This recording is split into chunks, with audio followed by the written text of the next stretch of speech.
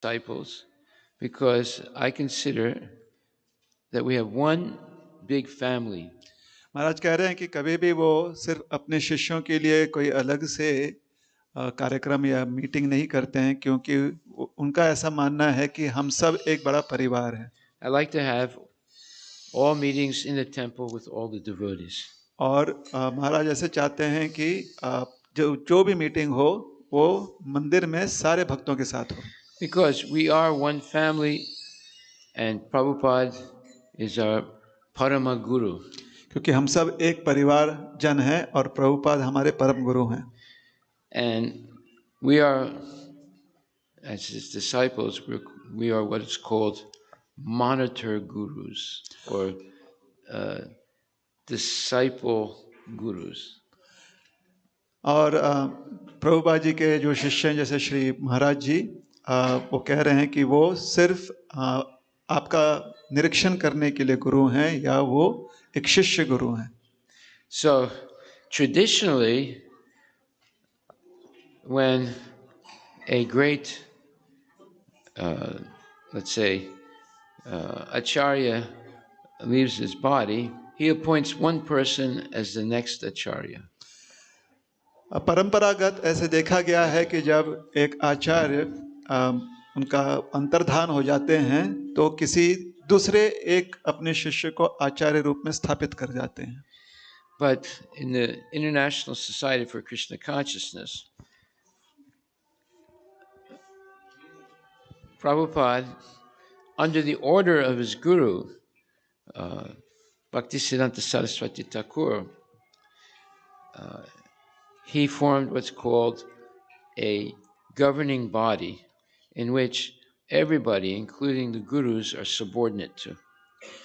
श्री प्रभुपाद जी जो कि अंतर्राष्ट्रीय कृष्ण भावनामृत संघ के संस्थापक आचार्य हैं, उन्होंने अपने गुरु श्री भक्ति सिद्धांत सरस्वती ठाकुर महाराज के आदेश पर एक गवर्निंग बॉडी, जो एक निरीक्षण करने वाली संस्था होती है, हमारे संस्था की एक बॉडी होता है, उन्हें स्थापित किया, जिसके अंदर सारे वर्तमान के गुरु आते हैं।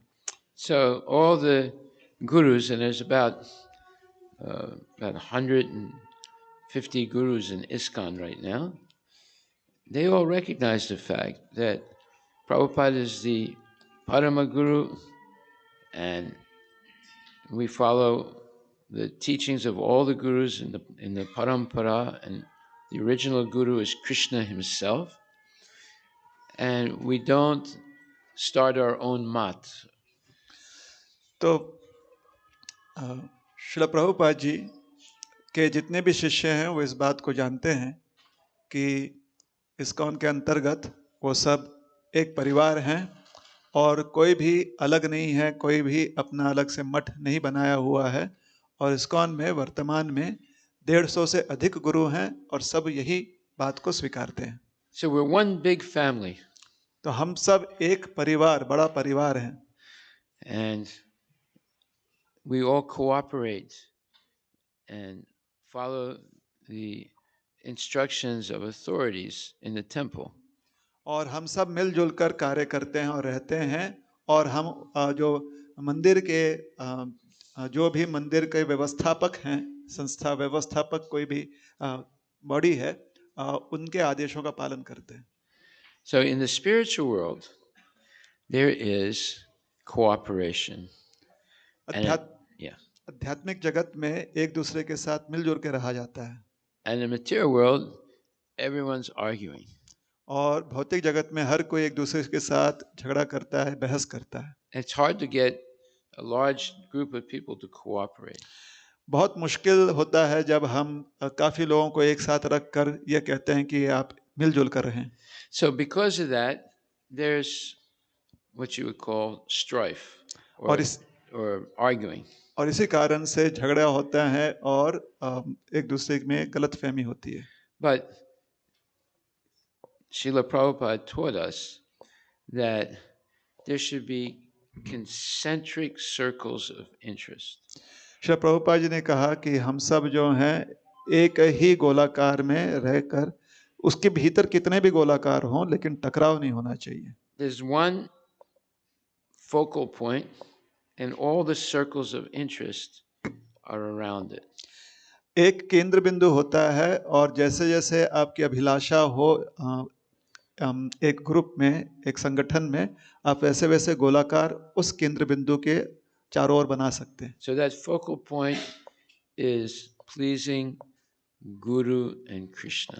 और वो केंद्र बिंदु है कि हम कृष्ण और गुरु के आनंद के लिए कार्य करें. But in the material world, people have their own circles of interest and they intersect. और भौतिक जगत में हर व्यक्ति या तो स्वयं या दो चार के गुट में अपने अपने इच्छाओं के गोलाकार बनाकर एक दूसरे के साथ संघर्ष करते हैं. In other words, two people want the same thing for themselves. So now they have to have a fight. अर्थात दो लोग ये निर्णय लेते हैं कि हमको एक ही वस्तु हमें ही चाहिए और फिर उस वस्तु के लिए झगड़ा करते हैं. Just like you have Pakistan and India, and they're both fighting over Kashmir.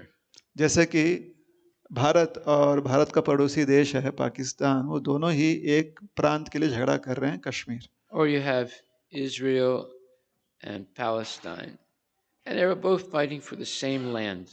और इज़राइल देश और उसका पड़ोसी जो है या उसी पास जो फिलिस्तीन है, पैलेस्टाइन, दोनों एक ही जगह के लिए झगड़ा कर रहे हैं. Because they both want the same thing at the same time. क्योंकि दोनों वही वस्तु और हमेशा के लिए वही वस्तु चाह रहे हैं, But for different reasons. लेकिन अपने अपने कारणों के लिए. So the Pakistanis, they want Kashmir for Islam, and the Hindus, they want Kashmir for everybody, the Muslims and the Hindus. Pakistan जो चाहता है वो पाकिस्तान कश्मीर इस्लाम के लिए चाहता है और भारत में जो हिंदू हैं वो कश्मीर चाहते हैं संपूर्ण विश्व के लिए, सारे धर्म और मजहबों के लिए. So you have two different countries wanting the same land for different reasons. और हम देखते हैं इस प्रकार से दो राष्ट्र एक ही प्रांत को चाहते हैं, दो अपने अपने कारणों के लिए. But in Krishna consciousness, even though there might be 150 gurus, they all follow Srila Prabhupada's instructions, and they don't discriminate this guru's disciple, that guru's disciple. We are all disciples of Srila Prabhupada, and we have bona fide gurus helping us keep this solidarity, this oneness of purpose. तो ISKCON में 150 गुरु हैं और सभी के सब जो हैं एक ही आदेश का पालन करते हैं जो कि श्रीला प्रभुपाद जी की आज्ञा है. और कोई भी ये नहीं कहता कि हमारे शिष्य ये हैं और उनके शिष्य वो हैं, इस प्रकार का कोई भेद नहीं करता है, क्योंकि सब एक मत हैं इस बात पर कि हमको संगठित रहना, एक साथ रहना है, एक गुट के रूप में रहना है. And we have what's called Shiksha and Diksha gurus, and according to Shastra, as I've already said, Shiksha and Diksha gurus are both equally important in the life of the Shishya. एक शिष्य के जीवन में गुरु का बहुत महत्व है. गुरु शिक्षा गुरु होते हैं और दीक्षा गुरु होते हैं, दोनों ही एक शिष्य के जीवन में महत्वपूर्ण हैं. And just like I said, Rani Priya Prabhu is your Shiksha guru. I live in the United States. He's the one that's developed this place and preached to you and convinced you to take up Krishna consciousness. So he's eternally your Shiksha guru. And I might be the Diksha guru, but you have to listen to both, and both of us are going to say the same thing. Chant Hare Krishna and be happy. तो यहाँ पर एक कुछ भक्त हैं जो यहाँ पर शिक्षा गुरु हैं और महाराज जो हैं यहाँ के कुछ भक्तों के दीक्षा गुरु हैं. और जो शिक्षा गुरु हैं, स्थानीय शिक्षा गुरु और जो दीक्षा गुरु हैं, वो एक ही बात कहते हैं, वो है कि आप हरे कृष्ण महामंत्र का जप करो. So today I'm going to speak about a very interesting verse in the 18th chapter, 54th verse. 18वें अध्याय के 54वें श्लोक पर हम आज चर्चा करने जा रहे हैं. Brahmabhuta prasanatma na sochiti na kankshati samaksarve subhute su madbhakti labhate param. This verse says, one who is thus transcendently situated जो व्यक्ति पूरी आध्यात्मिक चेतना में स्थित है, at once realizes the supreme Brahman तुरंत परम ब्रह्म को जान जाता है and becomes fully joyful. और पूरी तरह से आनंदित हो जाता है। He never laments or desires to have anything. वो कभी भी अपना स्वयं का कभी भी स्वार्थी होते हुए अपने लिए कुछ चाहता नहीं, ना ही किसी चीज को रोकता है। He or she is equally disposed toward every living entity. वह व्यक्ति प्रत्येक जीव के प्रति समदृष्टि रखता है। In that state, he or she attains pure devotional service unto me, meaning Krishna. इस अवस्था में वो श्री कृष्ण के प्रति शुद्ध भक्ति को प्राप्त करता है। This is a very important verse. ये बहुत ही विशेष श्लोक है। Brahmabhuta prasanatma, the devotee, when they become Krishna conscious and they practice it seriously, they become prasanatma, satisfied in their soul, with their soul. They don't need anything material. They're satisfied with having a relationship with Krishna. जब कोई भक्त प्रामाणिक रूप से कृष्ण भावनाओं के नियमों का पालन करता है और सेवा करता है, तो वो पूरी तरह से प्रसन्न हो जाता है, उसका हृदय जो है पूर्ण आनंद से भर जाता है। And the symptom that they are prasanatma, satisfied with their relationship with Krishna, is na sochati na kankshati, no lamentation, no hankering. Krishna के साथ अपने संबंध में पूरी तरह से संतुष्ट होना अर्थात प्रसन्न आत्मा, और इसका लक्षण है कि ना तो किसी चीज की वो चिंता करता है और ना ही उसकी किसी वस्तु के प्रति अनावश्यक आकांक्षा है। Na sochati means you lose something, you become very sad, maybe you cry and you lament, oh, this was such a wonderful thing I had, now I lost it, I cannot be happy anymore. ना सोचती इसका अर्थ यह है कि अगर आप किसी चीज को खो देते हो तो आप इस प्रकार से विलाप नहीं करते, दुख नहीं करते, ओहो मेरे पास कितनी अच्छी वस्तु थी और अब मैं उसे खो चुका हूं। And nakanksati means you have very strong desires and they're in the mind and you can't stop them. And every time you're thinking about these things that you want, but you don't have. So that's called hankering. Hankering is stronger than desire. It's obsessive desire that you cannot get out of your mind. जब आपके मन में बहुत सारी अभिलाषाएं आकांक्षाएं होती हैं और आप हट पर उतर आते हो उन्हें पूरा करने के लिए, तो इससे आपका मन और आपका हृदय जो है विचलित हो जाता है। तो यह सिर्फ अभिलाषा नहीं है, बल्कि अभिलाषा के लिए हट करना, उसे कहते हैं कांक्षति। So therefore, the symptom of someone who's prasanatma is na sochati na kankshati. इसलिए प्रसन्नात्मा व्यक्ति का लक्षण है कि वो इस प्रकार से ना तो चिंता करता है, दुख करता है और ना ही व्यर्थ आकांक्षाएं करता है। And then the third symptom that you're prasanatma is samak sarve subhutesu. You see everyone with equal vision and you're friends with everyone. तीसरा जो लक्षण है प्रसन्नात्मा का वो है कि आप प्रत्येक जीव के प्रति समदृष्टि रखते हो और हर जीव को आप अपना मित्र मानते हो। You're equal to everyone. आप सबके प्रति समदृष्टि रखते हो। So there might be a poor person, there might be a rich person, there might be a good person, there might be a bad person. You're equal. You treat them with respect. कोई गरीब हो सकता है, कोई अमीर हो सकता है, कोई भला मानुस हो सकता है, कोई धूर्त हो सकता है, आप सभी के प्रति समदृष्टि रखते हो। So somebody like this, na sochati na kankshati samak sarve subhutesu prasanatma, they can attain pure devotional service in this lifetime. जो व्यक्ति इन लक्षणों से परिपूर्ण है, वह व्यक्ति इसी जीवन में पूर्ण आनंद को प्राप्त कर सकता है। But that's not the end. लेकिन यह आपकी यात्रा का अंत नहीं है। There's a more advanced state of Krishna consciousness from this verse. इसके आगे भी आप कृष्ण भावना में प्रगति कर सकते हो। It's called neutrality and equality. इसे कहते हैं कि समतरता और समदृष्टि। So, equality means you see the presence of Krishna as Paramatma in the heart of all living entities. समदृष्टि या समानता का अर्थ होता है कि आप सभी जीव के हृदय में परमात्मा का दर्शन करते हो। So, it can be a human being, it can be an animal, it can be a plant, it can be a dacoit, it can be a saint. You see the equality. Everybody or every living entity is a living mandir because they're carrying Krishna in their heart.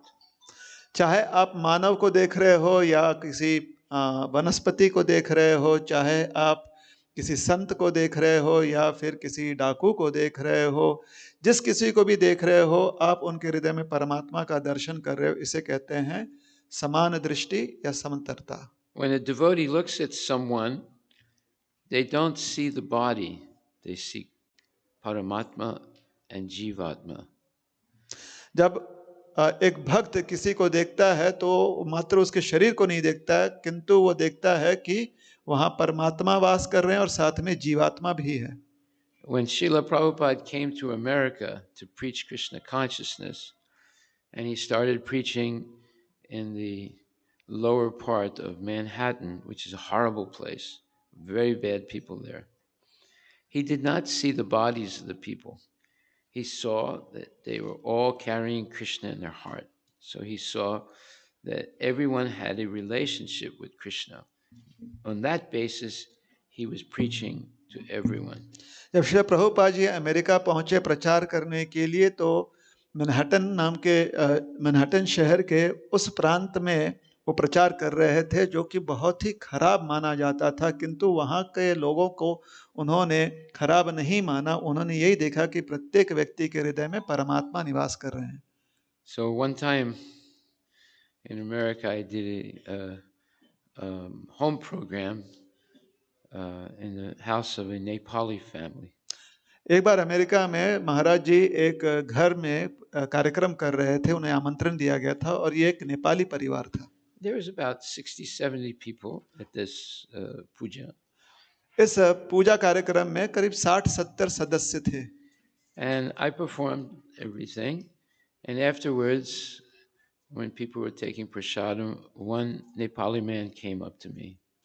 और महाराज ने पूरा कार्यक्रम किया और कार्यक्रम के अंत में जब लोग प्रसाद ले रहे थे, तो एक नेपाली व्यक्ति महाराज के पास आया।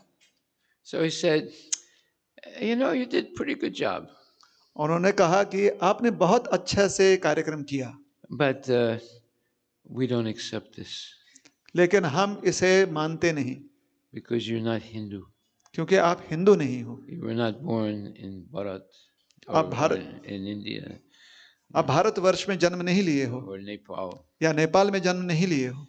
So, did Prabhupada say something like that? क्या प्रभुपाद ने कभी ऐसा कुछ कहा? No. नहीं।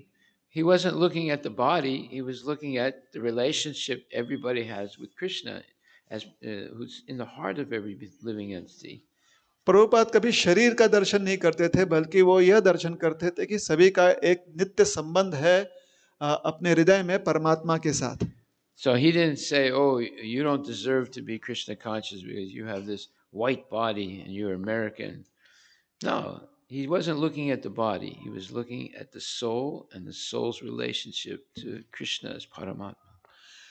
प्रभुपाद जी ने कभी ऐसा नहीं कहा कि आप जो हो योग्य नहीं हो क्योंकि आप गोरे हो या आप अमेरिकी हो। वो हमेशा शरीर ना देखते हुए सिर्फ हृदय में परमात्मा जो वास कर रहे हैं उनका दर्शन करते थे।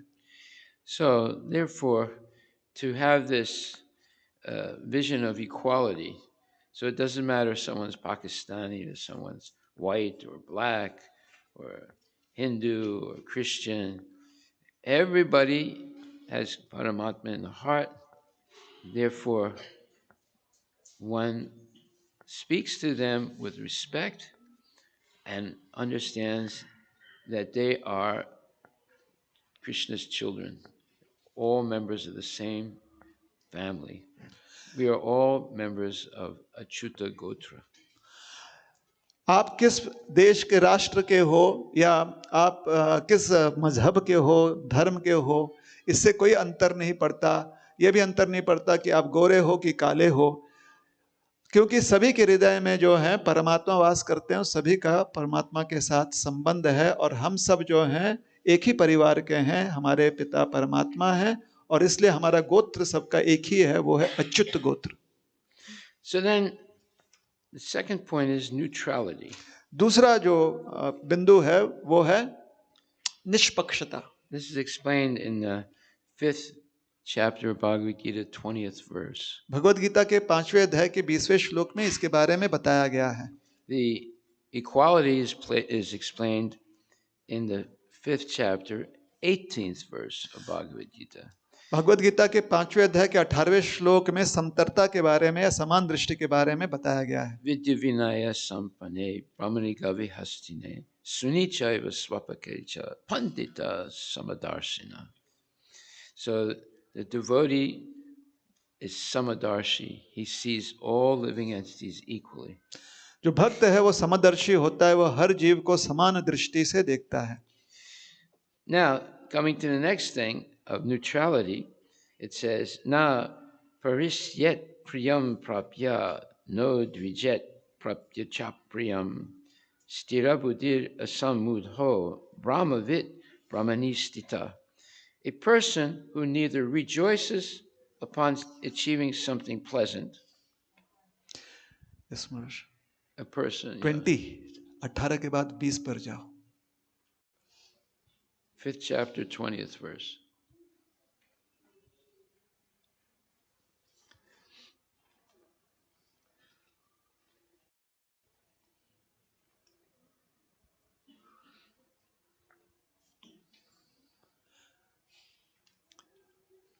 हरे Krishna, 5th chapter 20th verse, 5वां अध्याय 20वां श्लोक।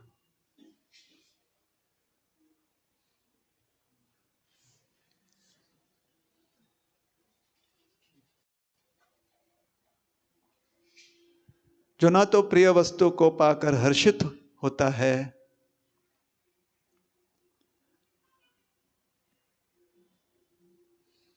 और ना अप्रिय को पाकर विचलित होता है, जो स्थिर बुद्धि है, जो मोह रहित है और भगवत विद्या को जानने वाला है, वो पहले से ही ब्रह्म में स्थित रहता है।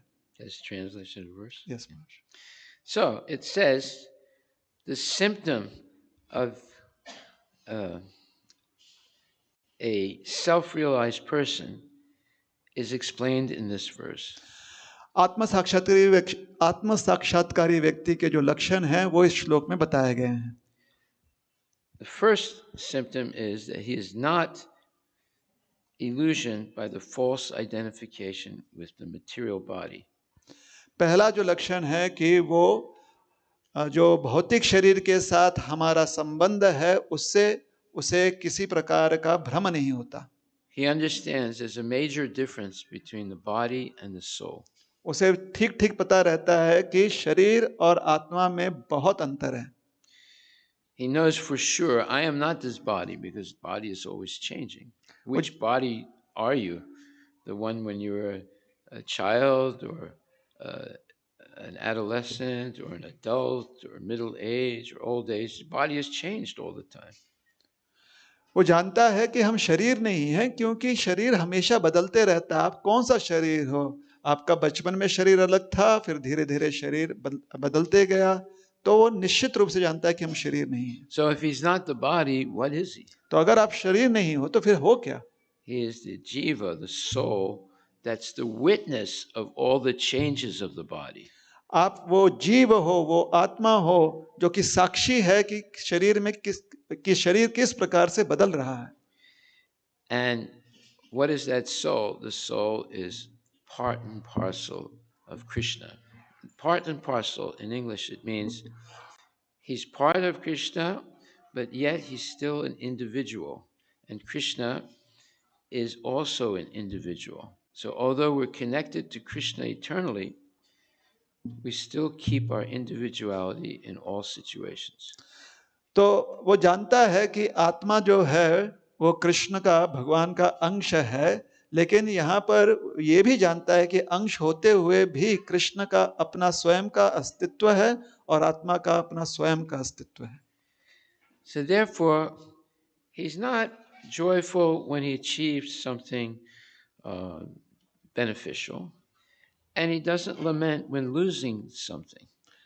इसलिए जब उसे कुछ प्राप्ति होती है तो व्यर्थ में वो हर्षित नहीं होता है, और जब उसे कुछ नुकसान होता है तो व्यर्थ वो कोई शोक नहीं करता. Because both the thing that's desirable that he owns or the thing that he has lost, they're both related to his body, not to his soul. क्योंकि जो भी उस वांछित वस्तु जो उसे प्राप्त हो चुकी है या जो भी वस्तु वो खो चुका है, दोनों ही शरीर से संबंधित हैं. So therefore, he has a steady mind. It's not disturbed by success or failure. इसलिए वो स्थिर मन का होता है, और चाहे यश हो या अपयश हो, उसमें वो स्थिर रहता है, विचलित नहीं होता. This is called in Sanskrit stira buddhi, or he is self-intelligent. He understands what his real position is in this world.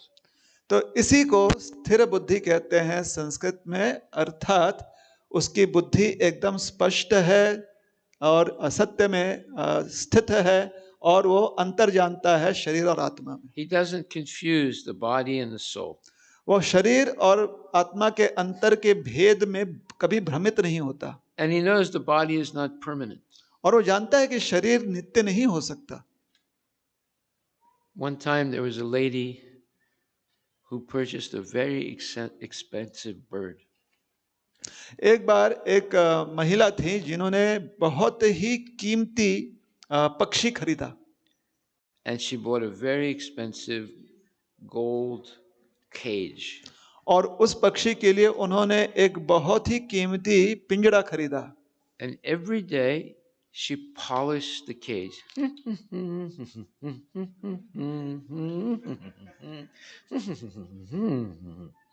और हर दिन इस प्रकार से उस पिंजरे को साफ करते थे.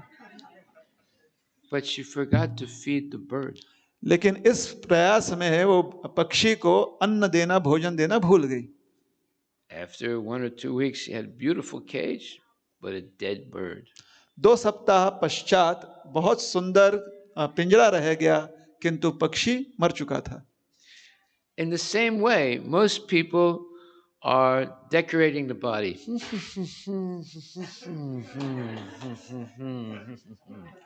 इसी प्रकार से अधिकांश लोग जो हैं, जैसे महाराज बताए, उस प्रकार से शरीर सजाते हैं.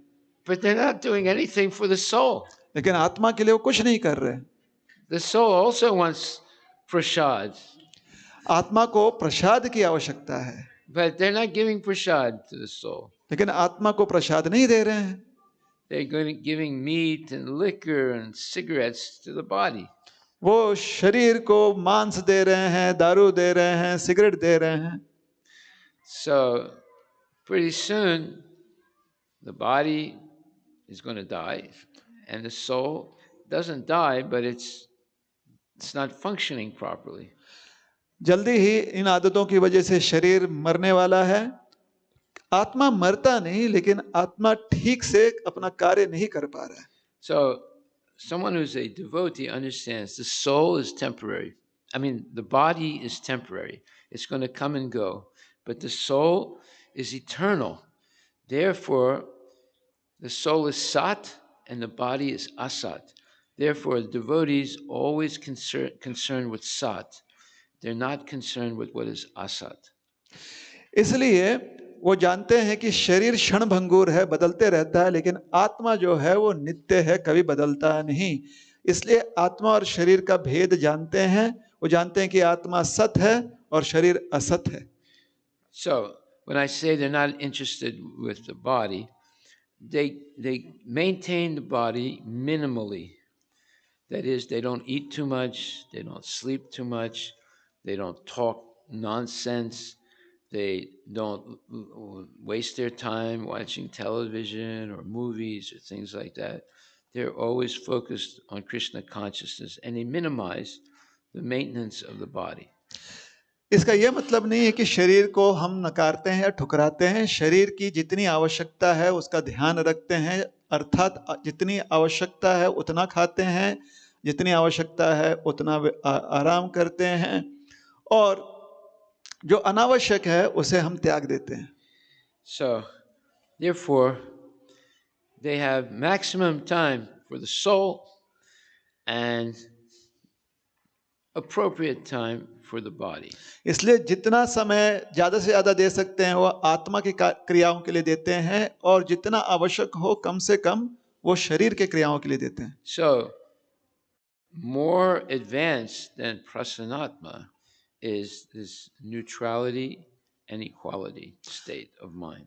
इसलिए प्रसन्नात्मा स्तर से आगे जो प्रगति, क्षमा कीजिएगा, जो व्यक्ति प्रगति करता है वो इन दो स्तरों को या दो लक्षणों वाले स्तर को प्राप्त करता है, वो है समतरता और निष्पक्षता। So neutrality means they're not overly happy by success and they're not disturbed by defeat or loss. In both states they remain neutral. निष्पक्षता का अर्थ होता है कि यश में वो ज्यादा हर्षित नहीं होते और अपयश में वो दुखी नहीं होते, दोनों ही अवस्था में वो संभाव रखते हैं।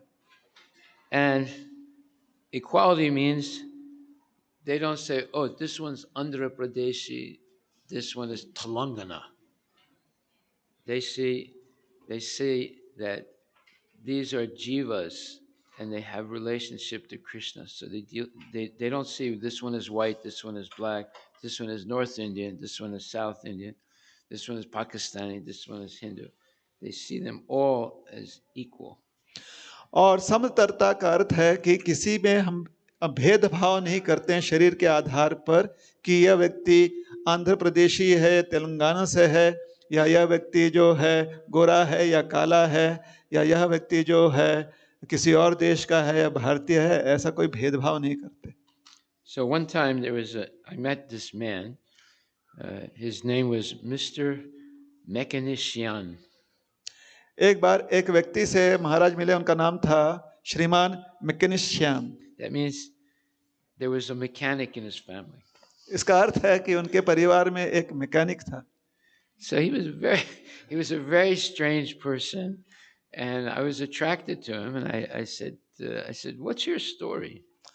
थोड़े से विचित्र व्यक्ति थे, लेकिन महाराज को उनमें रुचि थी, इसलिए उन्होंने उनसे पूछा कि आपकी जीवन कथा क्या है।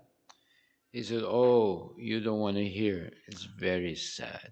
आप नहीं सुनना चाहेंगे, बड़ा दुखद कथा है, ऐसा उसने कहा। No, I said, "Look, tell me something." कुछ तो बताइए, महाराज ने कहा।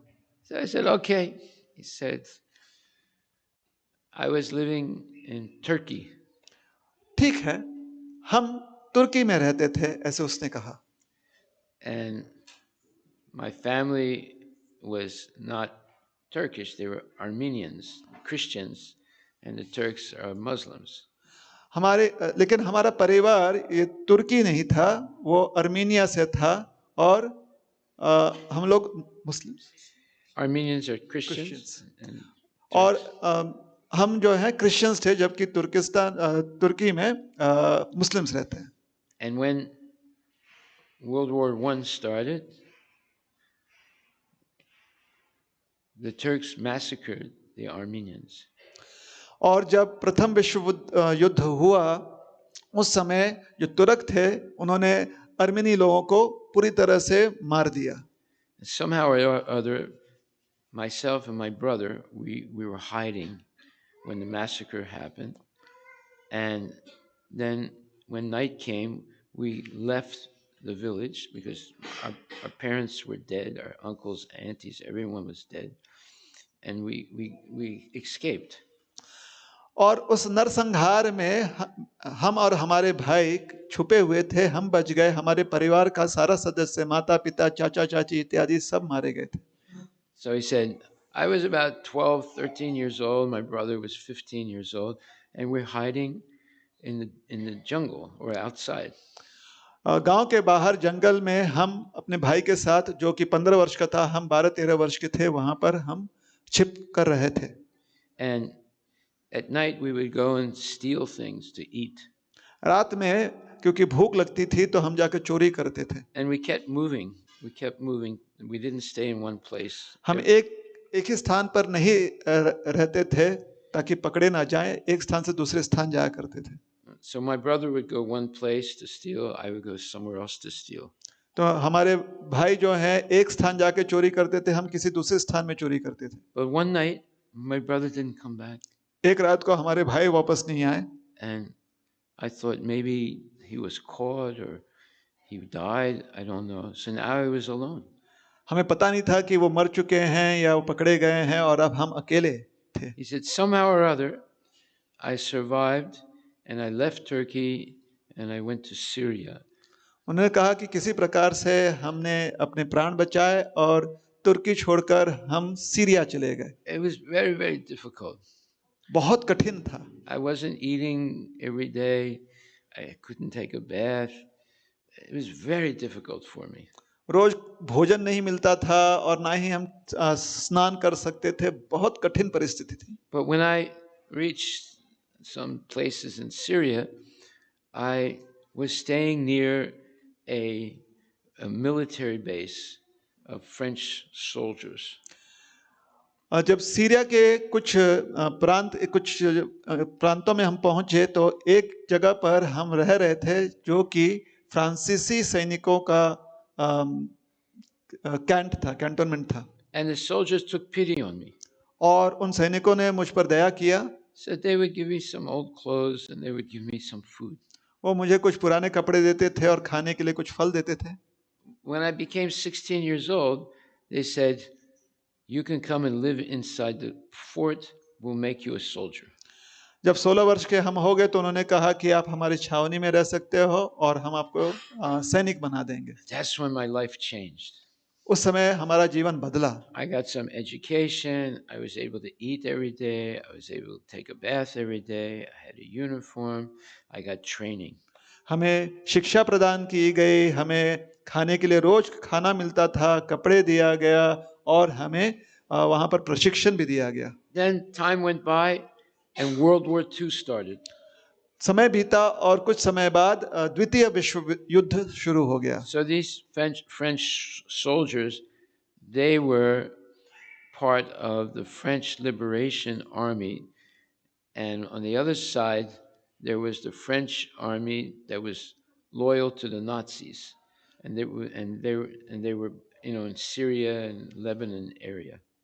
तो इस युद्ध में वो उस सेना में सैनिक थे जो कि फ्रांसीसी मुक्ति सेना थी, और ये फ्रांसीसी ही सैनिकों के साथ झगड़ा कर रही थी जो कि नाजी सेना के साथ थी और सीरिया के प्रांत में ही। So our army invaded Lebanon and we were fighting with the French soldiers on the Nazi side.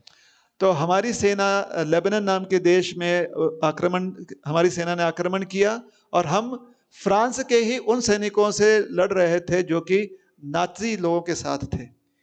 And I was fighting with one soldier. We had run out of ammunition.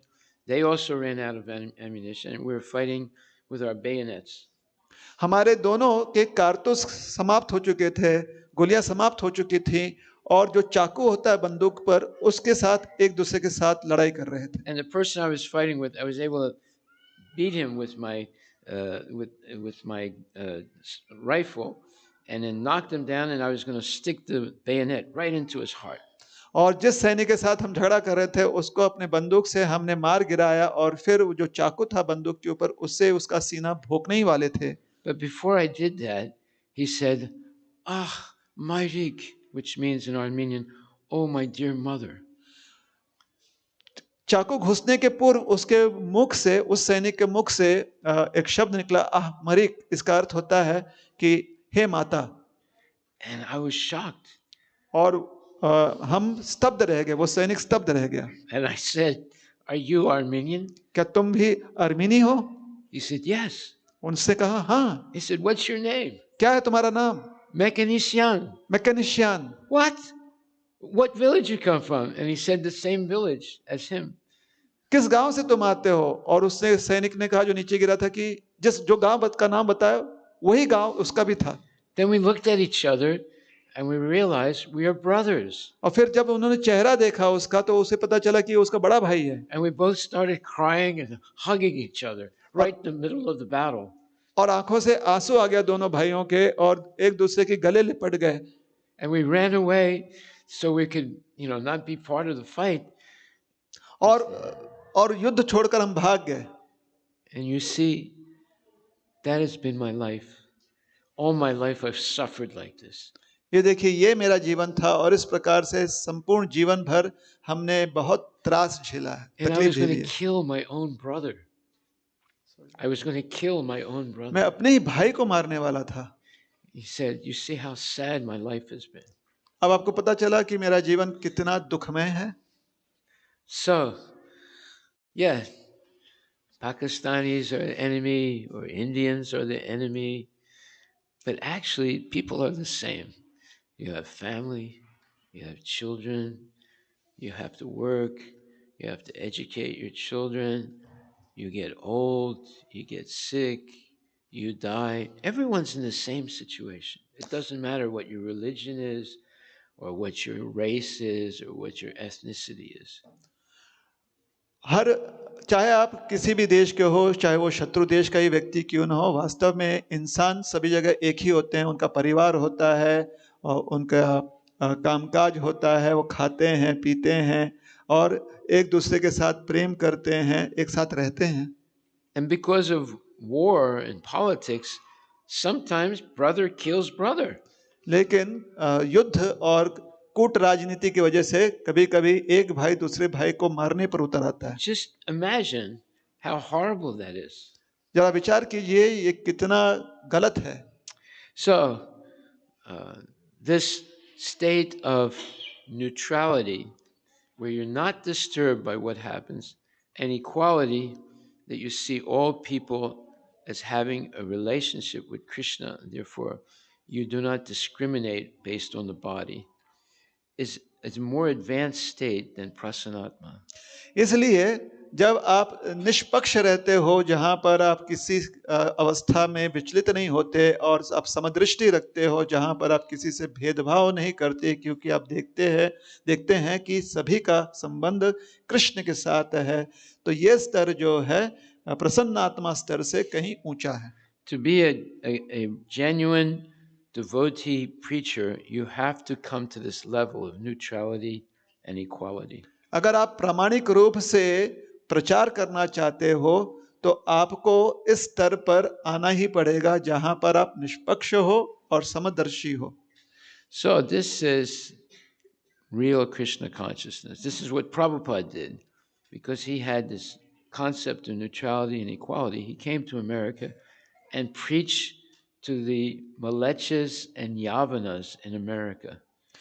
Srila Prabhupada ji में यह गुण था, यही गुण सब प्रचारक में होना चाहिए, निष्पक्षता और समदर्शी। और श्रील प्रभुपाद जी ने इस प्रकार से वहां जाकर जो म्लेच्छ और यवन हैं उन्हें भी प्रचार करके भक्त बनाया। Lord Chaitanya did the same thing. Chaitanya Mahaprabhu ने भी यही कहा। In India, he made Thakur Haridas, who was a Muslim, he made him the Nama Acharya, the Acharya of the holy name.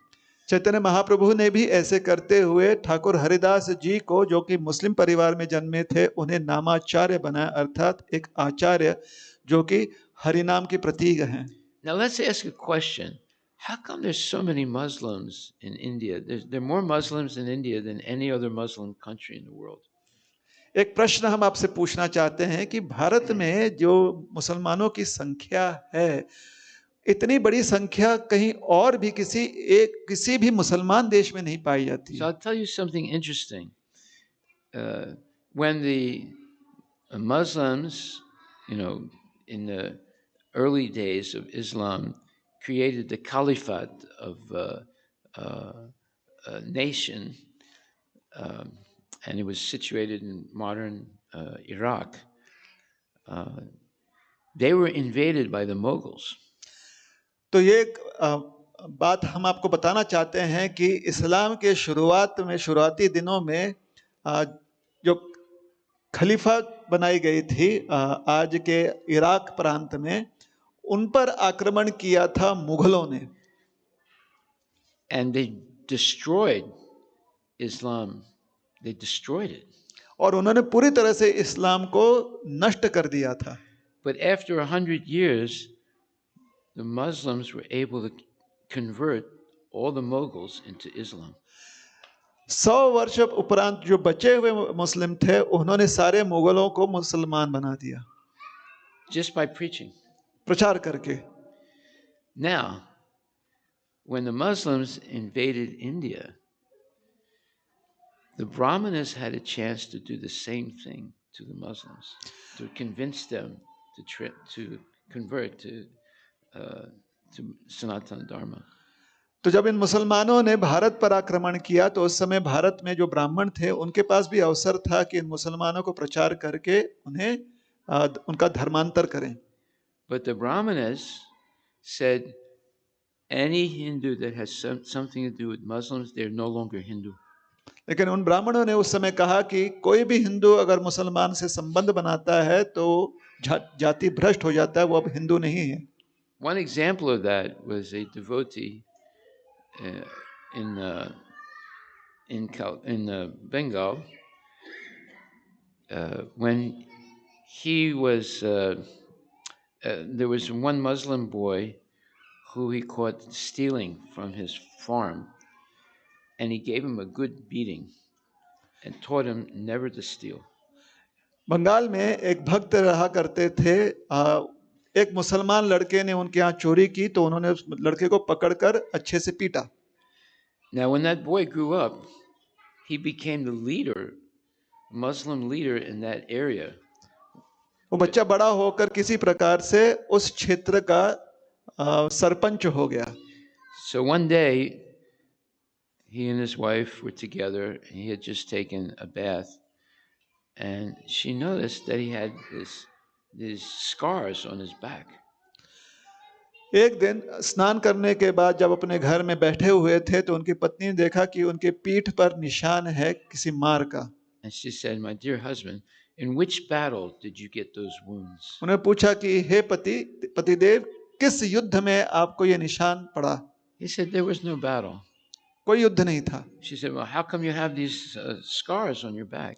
आपके पीठ पर फिर ये मार खाने के निशान कैसे हैं? Well, one day, when I was a young boy, I was stealing something from a Hindu's farm, and he caught me, and he gave me a big beating. एक दिन हम एक हिंदू के घर जाकर चोरी कर रहे थे, तो उन्होंने हमें पकड़ा और उन्होंने हमें पीटा. She said, "A Hindu beat you, my husband?" मेरे पति को एक हिंदू ने मारा? She said, "Do I know who he is?" क्या हम जानते हैं कि वो कौन है? "Yeah, he's so and so. He lives a little bit down the street from us." हाँ, उस मुसलमान सरपंच ने कहा कि हाँ, वो ऐसा ऐसा व्यक्ति है जो थोड़ा सा नीचे कुछ घर छोड़कर रहता है. She said, "You kill that man. If you don't kill him, I'll commit suicide."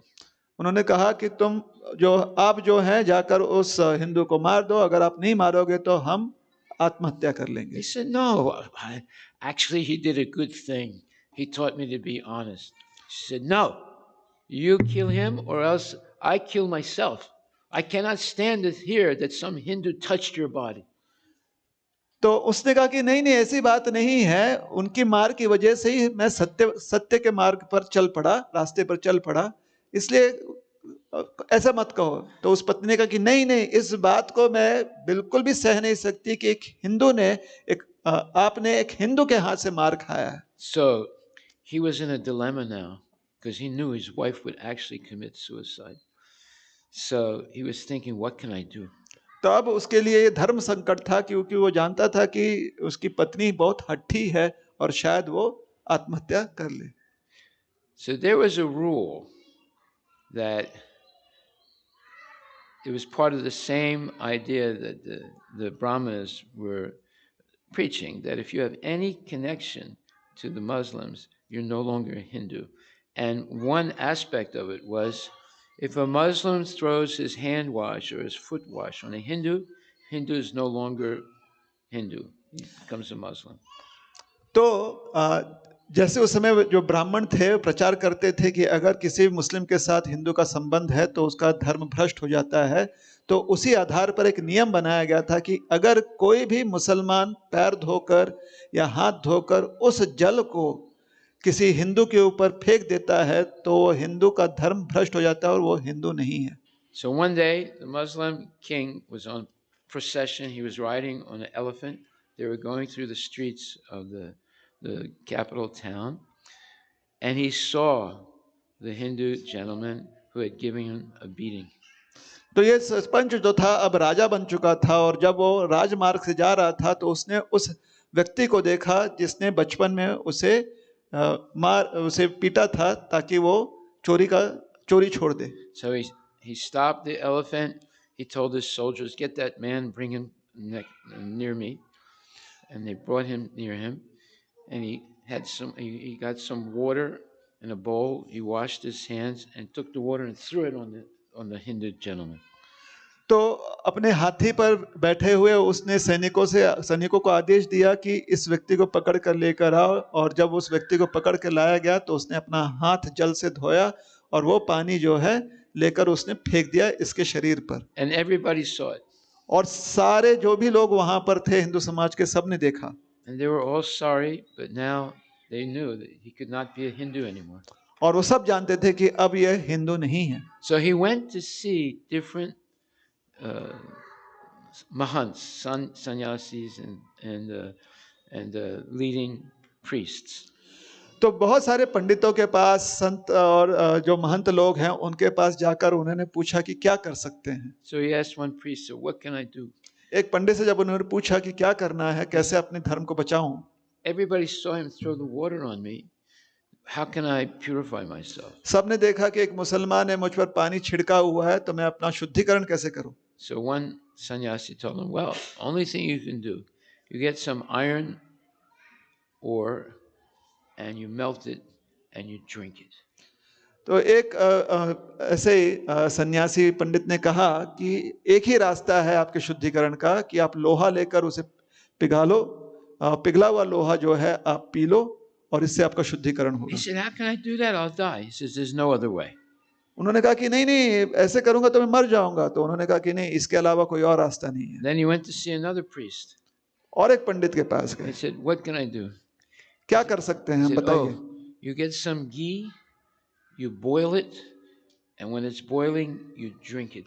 उन्होंने कहा कि घी बहुत शुद्ध है, इसलिए आप घी लीजिए, उसको उबालिए और उबलता हुआ घी पी लीजिए, इससे आपका शुद्धिकरण हो जाएगा. He said, "If I do that, I'll die." अगर हमने ऐसा किया तो हम मर जाएंगे. He said, "There's no other solution." उन्होंने कहा कि इसके अलावा कोई और रास्ता नहीं है. So then he decided to go see Chaitanya Mahaprabhu. फिर उन्होंने विचार किया कि चैतन्य महाप्रभु से जाकर मार्ग ढूंढते हैं. And he explained what happened, explained what the two sannyasis told him. And he said, "What should I do?" तो उन्होंने पूरी घटना का जो है वृत्तांत दिया चैतन्य महाप्रभु को और पूछा, और दो पंडितों ने क्या कहा वो भी बताया और पूछा कि आप बताएं हमने क्या करना चाहिए. He said, "You leave right away. You go to Vrindavan." Vrindavan is like 2,000 miles away. He had to walk all the way there. He said, "You go to Vrindavan and you live on the outside of Vrindavan, and all the pilgrims that come from Bengal, you give them some mustard oil and some first-class rice, because they're Bengalis. They have to have rice, and they like mustard oil to massage their body. They're not like the North Indians. They eat rotis all the time." And he said, "You serve them." Chaitanya Mahaprabhu ने कहा कि आपको जो दो पंडित ने कहा वैसे करने की आवश्यकता नहीं है, आप तुरंत ये बंगाल छोड़कर आप वृंदावन चले जाएं, जो कि 2,500-3 हजार किलोमीटर दूर था, और वहाँ पर वृंदावन के जो सीमा है वहाँ पर आप रहिए और जितने भी बंगाल से भक्त आते हैं वृंदावन के लिए, क्योंकि इतनी दूर की यात्रा कर कर आते हैं तो उनका शरीर थक गया होगा, तो उनके लिए आप सेवा कीजिए, उनको तेल दीजिए सरसों का, जिससे कि वो अपने शरीर को लगा सकें, थकान दूर कर सकें। और भूख लगती है उन्हें तो उनके लिए आप चावल रखिए, क्योंकि वृंदावन में रोटी मिलती है, चावल नहीं। This is one major reason why there are so many Muslims in India.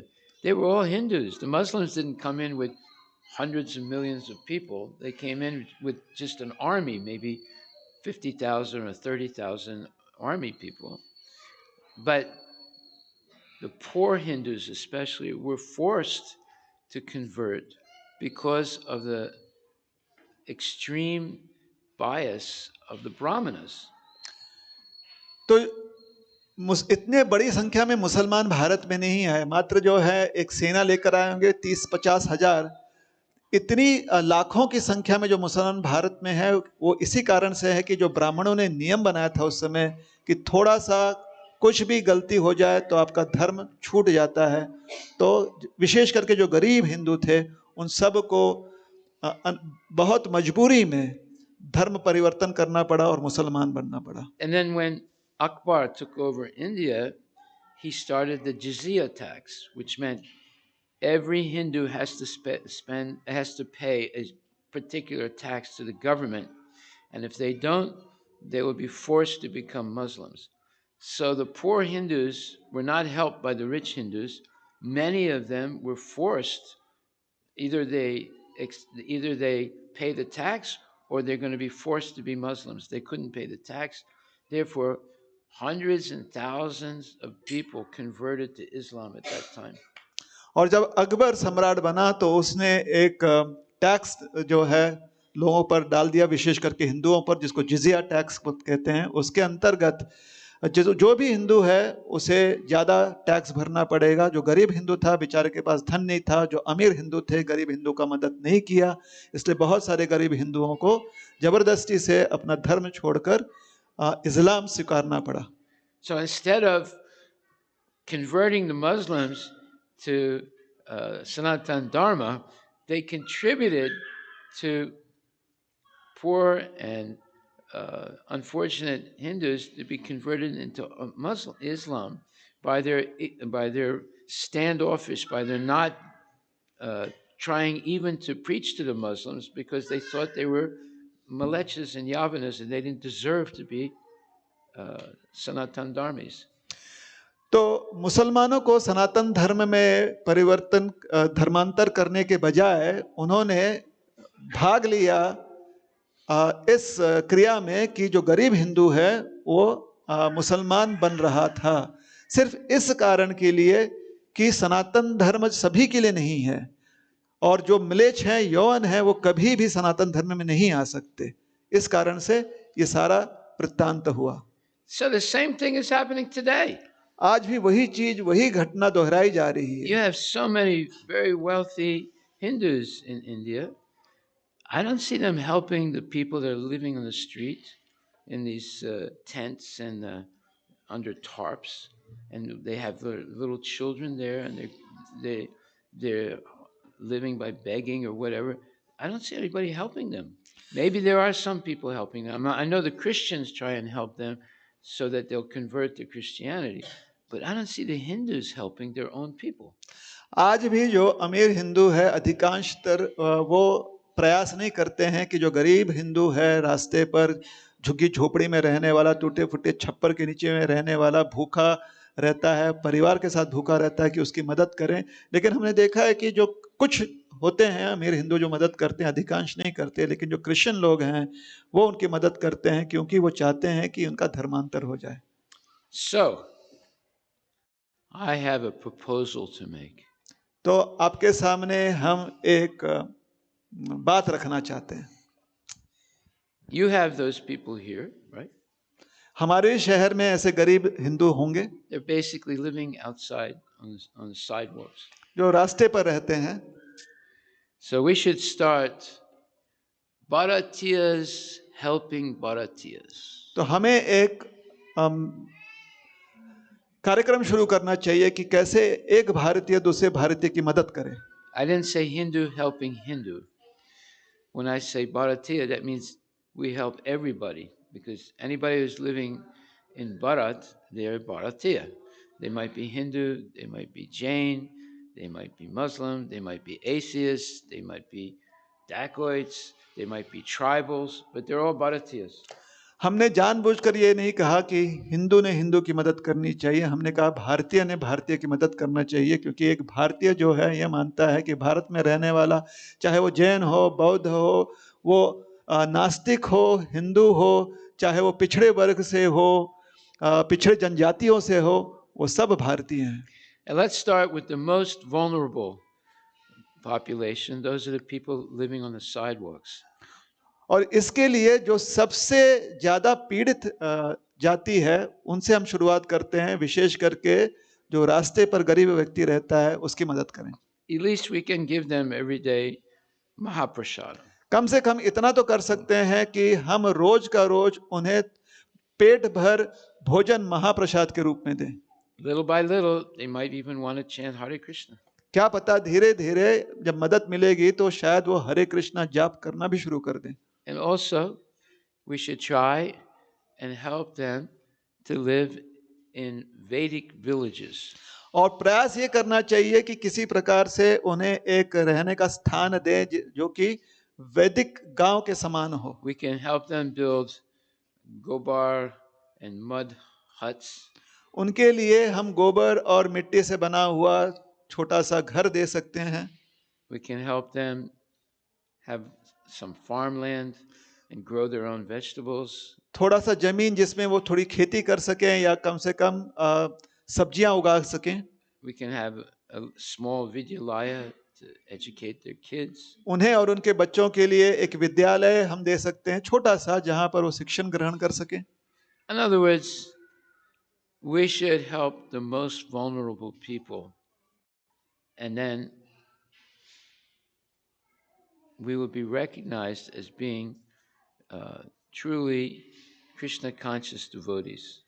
अर्थात जो बहुत ही पीड़ित या शोषित वर्ग है उनकी मदद करेंगे तो फिर इस बात के लिए हमारी स्तुति की जाएगी कि हम वास्तव में कृष्ण भावना भावित हैं। So think about this. विचार कीजिए इस बात पर। We do this in America. America में महाराज जी कहते हैं कि वो करते हैं। At least we feed the most vulnerable people 5 days a week. कम से कम सप्ताह में 5 दिन हम ऐसे शोषित वर्ग के लोगों को, जो कि पीड़ित हैं, गरीब हैं, ऐसे लोगों को हम पूर्ण पेट भर भोजन प्रदान करते हैं। We go to them with our food trucks and we feed them for free. हमारे पास एक फूड ट्रक है, जिसमें एक ट्रक है जिसमें हम भोजन पकाते हैं और पका कर लेकर जाते हैं, उन तक पहुंचते हैं और उन्हें प्रसाद देते हैं। And we also give them things that they need, like soap or a coat or a shawl, whatever we can, we give them for free. और हम प्रयास ये भी करते हैं कि मुफ्त में उन्हें वो शारीरिक आवश्यकताएं दे सकें, जैसे कि साबुन हो या फिर गर्म कपड़े हो, शॉल हो या ब्लैंकेट हो इत्यादि। And if you want to do this, there are many wealthy Maharashtrians in the United States, especially in Seattle, where we live. I could show them pictures of you feeding these most vulnerable people here in Aurangabad and get them to donate to help you expand your program. और अगर आप ऐसा शुरू करते हो, यह कार्यक्रम यहाँ पर आपके शहर में, छत्रपति संभाजी नगर शहर में अगर आप ये शुरू करते हो और इसका प्रमाण अगर हम प्रमाण ले लें फोटो के रूप में, तो महाराज जी कह रहे हैं कि ये फोटो वो अमेरिका में उन महाराष्ट्रीय मराठी अमीर मराठी लोगों को दिखाएंगे और निश्चित रूप से वो मदद करना चाहेंगे। Now you're already feeding people in the villages. That's good. But now go to the lower class than that, the people living on the sidewalks, and expand it, and we'll help you also. अलग अलग कार्यक्रमों द्वारा हम प्रयास अभी भी कर रहे हैं कि आसपास के गांवों के लोग जब यहाँ पर आते हैं या हम उन तक पहुंचकर उन्हें प्रसाद वितरण कुछ दिनों वर्ष के कुछ दिन करते हैं। लेकिन महाराज जी की इच्छा यह है कि हम सबसे पीड़ित, वांछित, शोषित वर्ग तक पहुंचकर उनकी सेवा करें। So I'll stop right there. Are there any questions? यहाँ पर हम रुकेंगे, किसी के मन में कोई प्रश्न है तो पूछ सकते हैं।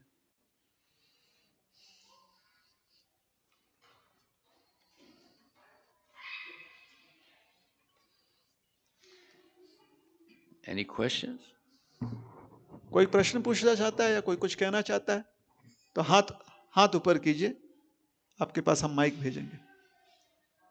Okay, ladies, ask one question. माताएं, आप लोग कोई एक प्रश्न पूछें। कोई एक प्रश्न पूछ लो भाई। Here you are. Here you are. हाँ, एक mike. Give her a microphone.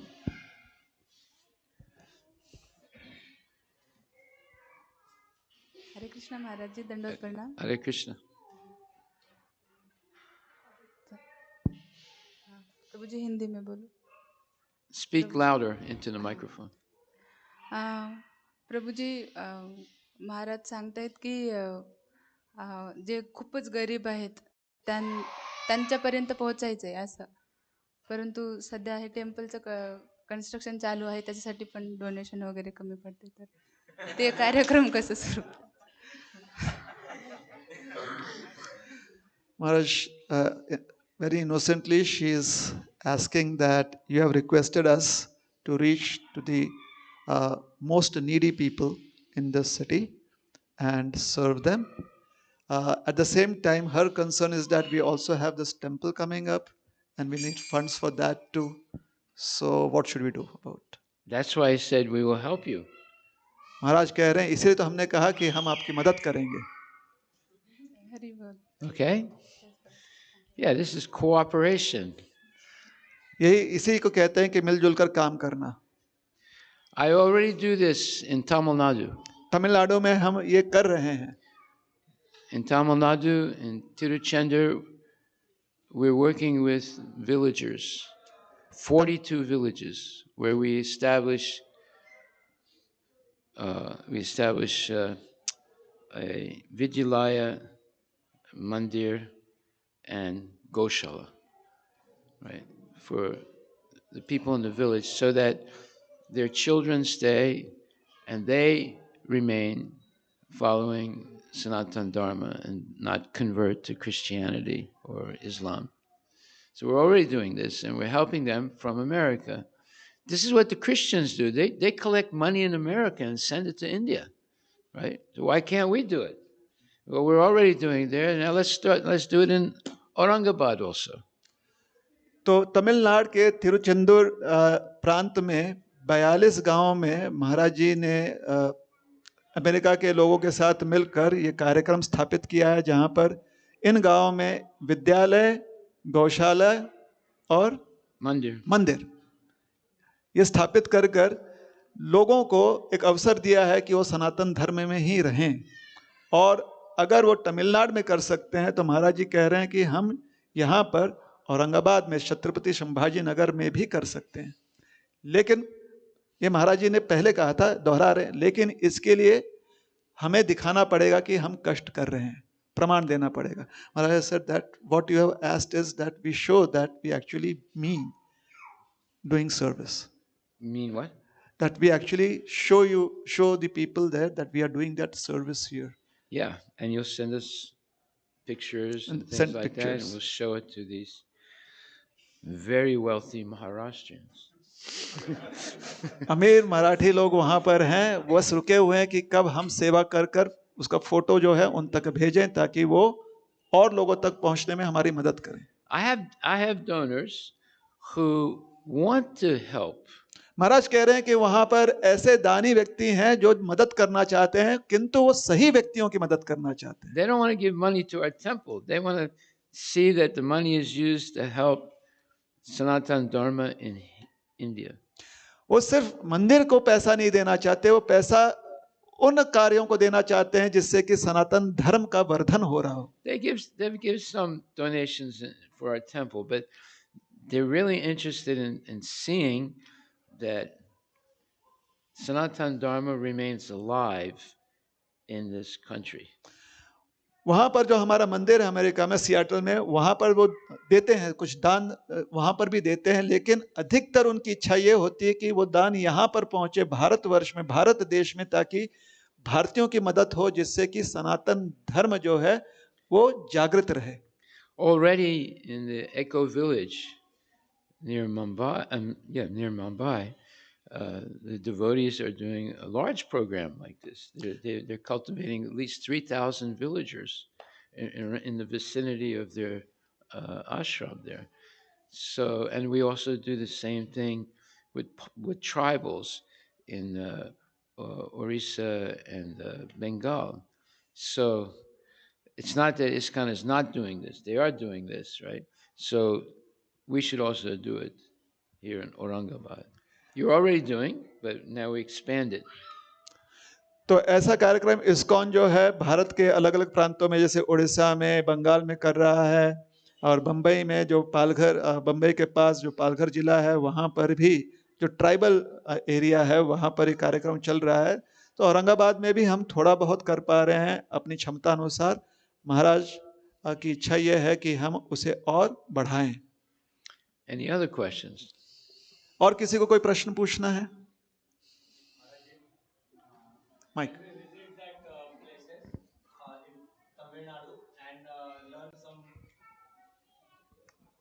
Can we visit that places over in Tamil Nadu, 42 out of 42 some places, Yeah. and learn from there Yeah, definitely. how it Yeah. work, and we can stay there. We'll give you the phone number of Veda Narayana. That's the name of the devotee. He used to be in America. He's a Microsoft employee. He decided to give it all up, come back to his village, and preach Krishna consciousness. And he's very successful at it. तो प्रश्न ये है कि क्या हम तमिलनाडु के उन 42 गांव में से किसी कुछ गांव में जाकर वहां पर रहकर सीख सकते हैं कि कार्यक्रम कैसे चलता है? तो महाराज जी ने कहा कि बिल्कुल। एक भक्त हैं वेद नारायण प्रभु, जो अमेरिका में रहते थे, माइक्रोसॉफ्ट में बहुत बड़े पोस्ट पर थे, और जब थोड़ा बहुत उनका काम हो गया तो वो सब कुछ बंद करके वहाँ से अपने गाँव लौट आए, क्योंकि उन्हें कृष्ण भावना का प्रचार करना था। और उन्हीं ने उनके ही प्रयास से इन 42 गाँव में जो है ये कार्यक्रम चल रहा है।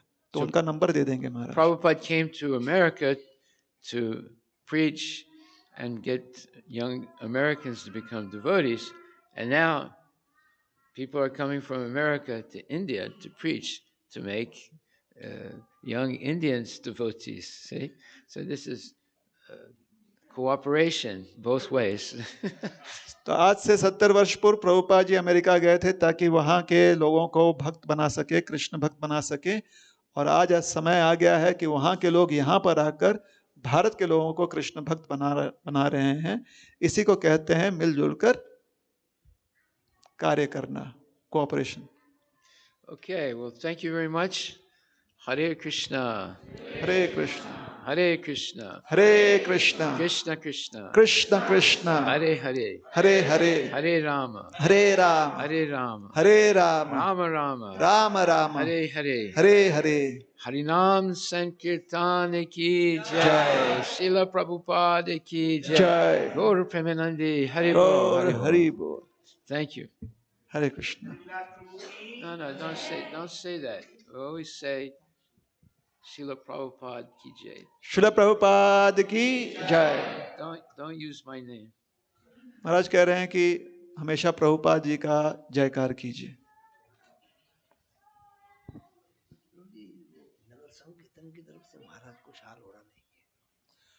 महाराज, the Nagar Sankirtan team would like to felicitate you with a shawl. Oh, okay. तो हमारे जो नगर संकीर्तन टीम है, जो नित्य हर सप्ताह शहर के अलग अलग क्षेत्र में नगर संकीर्तन करती है, उनके तरफ से महाराज जी का स्वागत करना चाहते हैं।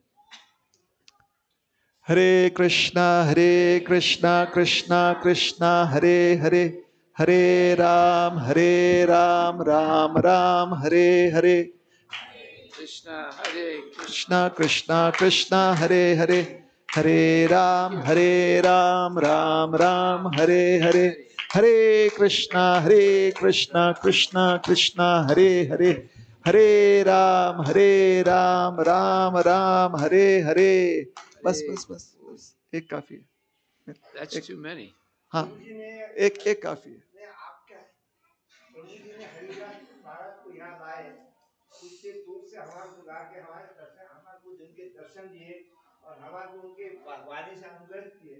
हम सोच भी नहीं सकते थे कि महाराज यहाँ आएंगे और हम उनसे मिल पाएंगे और इतनी अच्छी वाणी सुन पाएंगे।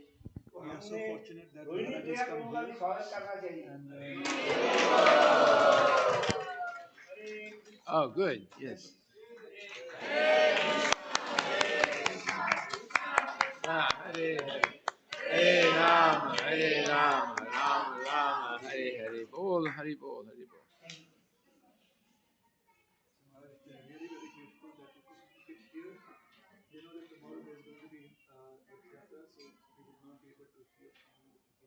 I'm going to Russia. Yeah, that's okay.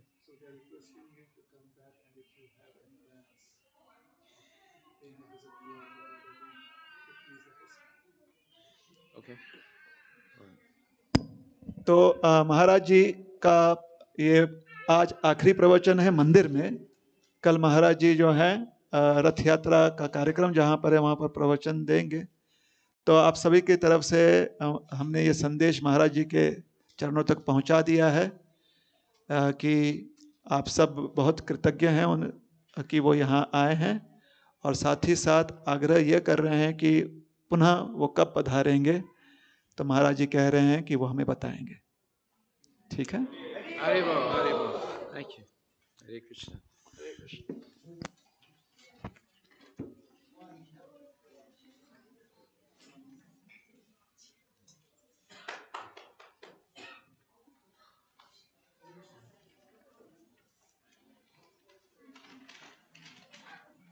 Thank you.